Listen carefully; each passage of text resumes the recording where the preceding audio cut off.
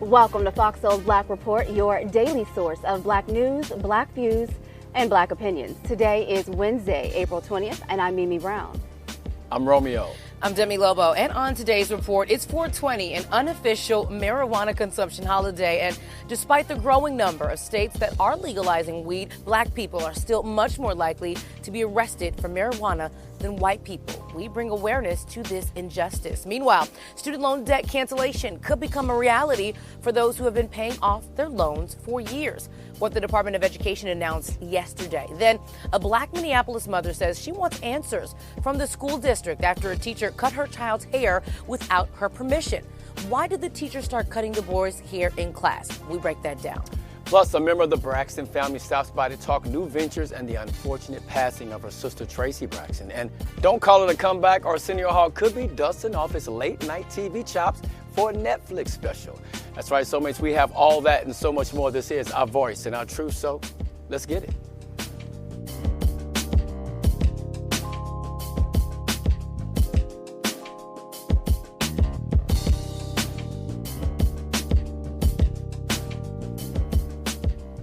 April 20th, or 420, is a day when people across the world celebrate the marijuana culture.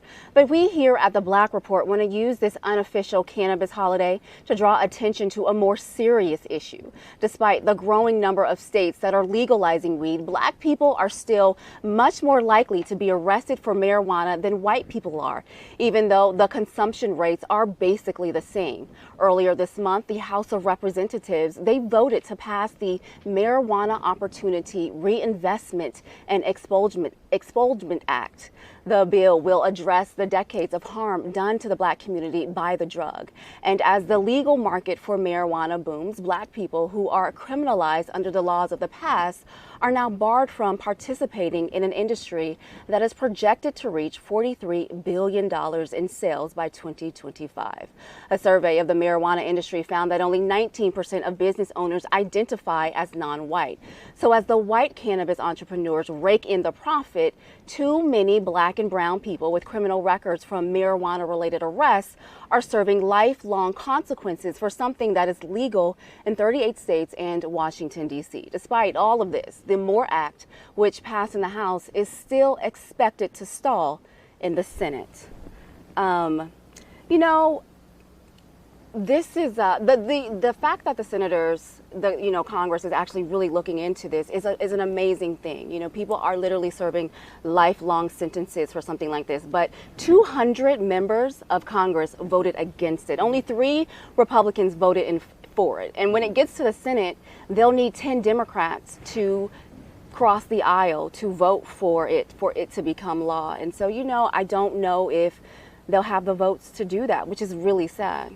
Yeah, it really is. And you think about this, like we have Al Harrington, former NBA player. He's coming here talking about just how Black people are trying to get involved and people of color in the world of cannabis. So you think about that, and we try to get in a situation where we can't even get out of jail for it, right? You think about people that are still behind bars. Sometimes some are serving even life for just selling marijuana. How is that even possible? And now, as a country, we're finally benefiting off of this. So as people profit from this, we still have families that are not having their loved ones here at the house, not having them home, that are still behind the bars because they're not doing the right thing. So as we continue to make money, we got to make things right with this situation. Marijuana is a $1 trillion industry, and there are a lot of celebrities right now. We can go name them: Snoop Dogg, Shawnee O'Neal, that have cashed in on this $1 billion industry. And I'm happy that as a Black community, we are able to feed our families and cash in. But like we've said here on our panel, I'm really happy that we're using this unofficial holiday of 420 to bring light and shed light and awareness to the people, like we've already said here again, that are behind bars, that don't get the opportunity to really have the wrongs made right. And it's really just unfair that so many people could potentially not go to jail in the future, right, because new laws are being implemented. You said it might be stalled in the Senate, but there are people that will get the opportunity to not go to jail because of weed. But then there are so many people that don't get that wrong made right, and that's the really unfair part. Agreed. That is definitely the unfair part. And so, the hope is, though, Demi, that because of this new legislation, when it finally makes it to the Senate, that they will take a look and they will be able to actually do something about it. Now, it will make it federally, it will do something about it, but I think the states still have to also, do their due diligence and actually veto something like this as well. Agree. So. And Joe Biden, he's also trying to do his due diligence as well. And if you've been paying down your student loans for years, you might get a chance at debt cancellation, something we've been telling Joe Biden about for a very long time. So the Department of Education announced yesterday it will grant federal student loan borrowers additional credit towards loan forgiveness. Now, this move will bring more than 3.5 million people closer to debt cancellation. 40,000 of them will be eligible immediately.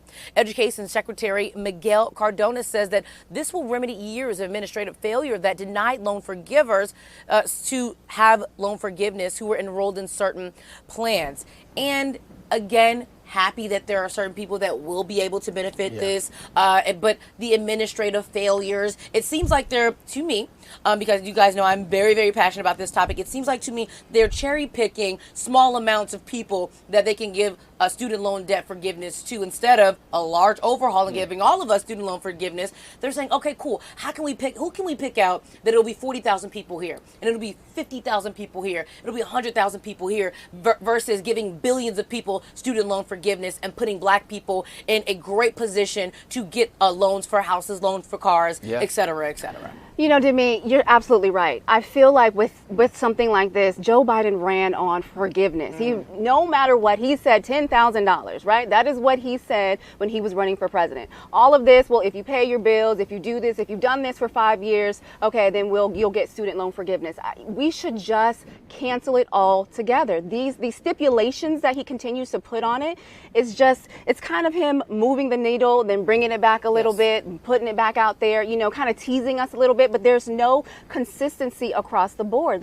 Just wipe it out. And I don't know for sure, but I feel like the Biden administration is saying, look, at some point we have to tell everyone we can't just forgive everyone. So let's try and find other ways we can try and accommodate some people.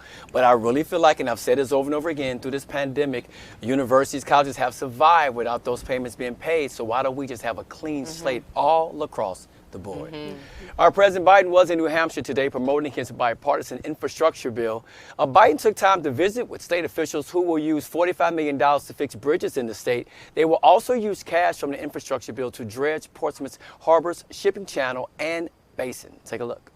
We can build a better America. We're the only country in the world, I believe, that has come out of every crisis we faced stronger than when we went in. Literally stronger than we went in. That's the history of the journey of this country. And this port is a perfect example. The trip to New Hampshire is part of the White House's new effort to focus on Biden's domestic agenda and accomplishments. He's scheduled to take a trip to Oregon and Washington this week to visit those states' infrastructure projects as well. And a surge of mass shootings across the country over the weekend has gun safety activists pushing the White House to do something. But the problem for Democrats is they control a 50-50 Senate with 1 or 2 moderate Democrats standing in the way of getting anything done on the issue. Political analysts say the pandemic and the war in Ukraine has overshadowed work on a comprehensive gun control bill. Democrats won't get any support from the other side, so they must come up with legislation that satisfies senators like Joe Manchin, who is from a big hunting state. But lawmakers who support gun safety say activists should be patient as they work on a bill to get all Democrats on board. And a Nebraska gubernatorial candidate accused of sexual misconduct is scheduled to appear at a rally with former President Trump later this month. Accusations against Charles Herbster has Nebraska GOP leaders backing another Republican candidate in the race for governor. Herbster denies the accusations and is blaming current Governor Pete Ricketts for being a part of a smear campaign against him. Now, earlier this month, Senate Minority Leader Mitch McConnell, he warned that Republicans may do poorly in the upcoming midterm elections if fringe candidates win their primaries. There could be good news for congressional Democrats. A new Political Morning Consult poll found that if the election were held in the voters' district, 43% will vote for Democrats and 42% for Republicans. 16% said they were undecided. Meanwhile, 62% of black voters say they would choose a Democrat to only 12% for a Republican. And Michelle Obama's brother and his wife are suing University School of Milwaukee. Craig and Kelly Robinson say they brought up concerns about what they call racial and socioeconomic bias, and the private school expelled their sons in retaliation. The Robinsons say they want financial restitution from the school that charges $30,000 a year for tuition. In a letter, though, the head of the school blames the parents, claiming the Robinsons were, quote, disrespectful and demanding to students, teachers, and administrators. Meanwhile, an Atlanta prosecutor says she will wait until after next month's Georgia primary elections to begin taking testimony in a probe of Trump's alleged push to overturn the state's 2020 election. DA Fannie Willis says testimony won't begin until June 1st in an effort to avoid the appearance of underlying political motivations. The probe will focus on the January 2021 phone call between Trump and Georgia Secretary of State Brad Raffensperger. Now, the former president asked Raffensperger to find 11,780 votes to overturn Joe Biden's win in the state. Trump said no crime was committed and it was, quote, a perfect phone call. The Wisconsin Supreme Court is allowing a redistricting plan designed by Republican state lawmakers. The decision, which was made Friday, throws out an election map that was drawn up by Democratic Governor Tony Evers. Now, this new map, it tilts heavily to the GOP. The U.S. Supreme Court ruled in favor of Republicans when a state court could not provide enough evidence justifying why the state was increasing the number of assembly districts with black majorities. Now, Democrats are likely to challenge the new maps in federal court on the grounds they don't comply with the Voting Rights Act. And an independent autopsy is revealing Patrick Loyola, the black Michigan man killed by a cop earlier this month. He died from a single gunshot wound to the back of the head. Yesterday's autopsy results came from a forensic pathologist, Dr. Warner Spitz. Spitz says the bullet traveled up and to the right side of Loyola's skull, lodged near his right temporal bone, killing him in seconds. We concluded that we have to investigate thoroughly whether this is a DWB, where we know in the African American community as the classic driving while black profiling case. An official autopsy by a medical county examiner will not be released by the Michigan State Police until they finish their investigation into the shooting. Loyola was shot by a Grand Rapids police officer during a struggle that followed a traffic stop. And a Chicago cop who killed Laquan McDonald back in 2014 will not face federal charges. The U.S. Attorney's Office in Chicago says the decision not to charge Jason Van Dyke was made after consulting with the family of McDonald. Prosecutors say the case against Van Dyke would have been much more difficult than in state court because the burden of proof in federal court is way higher. Van Dyke was convicted back in 2018 of second-degree murder in the killing of the 17-year-old. He was sentenced to 81 months in prison. Van Dyke was released early from prison in February after serving a little over 3 years in prison. A Michigan judge is denying the parents of an accused school shooter in a reduction in a bond. Now, the circuit judge, Cheryl Matthews, says the events leading up to the arrest of Jennifer and James Crumbly make the bond that is currently set appropriate. She says the couple's actions were premeditated to hide their whereabouts. The Crumblys are charged with 4 counts of involuntary manslaughter. The charge comes after they allegedly failed to warn officials about warning signs before their son, Ethan, allegedly shot and killed 4 classmates at Oxford High School last November. The 15-year-old is facing 24 counts, including 4 counts of murder and terrorism. The couple is accused of trying to flee the area when they were supposed to turn themselves into police. And the man convicted of killing the wife of music mogul Clarence Avant will spend the rest of his life behind bars. A Los Angeles Superior Court judge yesterday sentenced Ariel Maynard to more than 150 years to life in prison. The judge says Maynard shot a highly vulnerable 81-year-old in the back and then giggled about it. The judge says the 25-year-old planned the burglary by looking up the home ownership records of Jacqueline's husband, who was a music industry veteran. The judge went on to say Maynard boasted in a phone call that his name was all over the news. Maynard pleaded guilty to premeditated murder.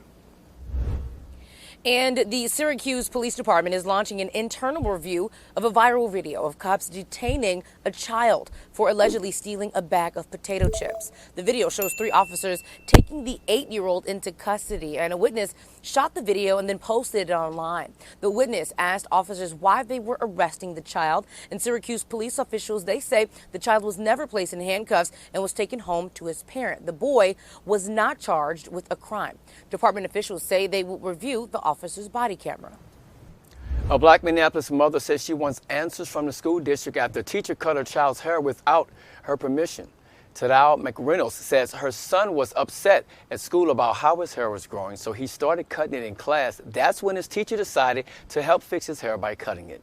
McReynolds says she is upset the teacher didn't call her to let her know her son was upset about his hair. A local barber found out about what happened when McReynolds posted a story on social media. He is volunteering to fix the young man's hair. And Rudy Giuliani is attacking the author of the 1619 Project, Nicole Hannah Jones. He called her, quote, a stupid woman. The Howard University professor was attacked by the former lawyer to Donald Trump on a talk radio show. Giuliani says people like Jones are trying to make Americans hate this country. They know exactly that they're getting us to hate America. Or when you write 1619, that stupid woman is the one who said that parents should have nothing to do with the education of their children. The stupid woman who wrote that said, I wouldn't interfere in my child's education. After all, I'm not an educator. Yet she wrote a history that's being used in thousands of schools. Jones won a Pulitzer Prize for the series of articles that ran in the New York Times about slavery and its impact on American society. Her book, The 1619 Project, is a New York Times bestseller. And a former Oklahoma detention center supervisor faces up to 10 years in prison for violating the civil rights of 3 black prisoners. 53-year-old Matthew Ware was convicted this week by a federal grand jury of allowing white supremacist inmates to attack 2 blacks pre-trial detainees. Now, prosecutors say Ware ordered the officers to unlock the cells of the men and the white prisoners. The white men went into the black men's cells and beat them. Kristen Clark, Assistant Attorney General of the Justice Department Civil Rights Division, she says that Ware had a duty to ensure the rights of people in his custody. And so the really shocking thing about this is that you feel as though, and don't get me wrong, there are definitely violent actions that happen while people are behind bars. Right. We understand that. But this takes it up a totally different level, because you assume when your family member is behind bars, they're for the most part safe, right? Some kind of protection, right? Some kind of protection, right? That there are guards that are there watching over them to ensure their safety, because clearly they're in jail because they were considered a harm to society of some way, and this is their way to be safe. And so you never expect for something like this to happen while your loved one is behind bars. Imagine calling them and not being able to reach them and finding out something like this happened. Yeah, we're hearing this is some form of retaliation because they made a statement how they were upset how the prison was being ran. But again, Demi, you said it best. When you put behind bars, you did something wrong to get there, but there has to be some form of some level of protection for you while you are there. Unfortunately, this does happen more often than not behind bars. I'm sure it does, Romeo. You know, we may not get all of the stories, you know, but this was so egregious. I mean, I think one of the inmates had to get like 7 to 10 stitches. So, you know, and the officer who did this was a supervisor, and you expect him to know better. So, you know, I'm glad that we're shining a light on this, and, you know, we need to really make sure that we are not, you know, allowing something like this to continue. Because even no matter what, like you said, Demi, if it's your loved one in jail, you assume there's some sort of protection, some sort of, you know, safety that they're under in situations like this. And just one more thing here, Mimi, this officer, a supervisor, he's also expected to have a fine of up to $250,000 for each violation. Wow. So a hefty fine that he deserves to pay. And I'll say, if the supervisor think it's okay, what about the people that work up under him? He's fostering, you know, that kind of energy in the corrupt. Absolutely.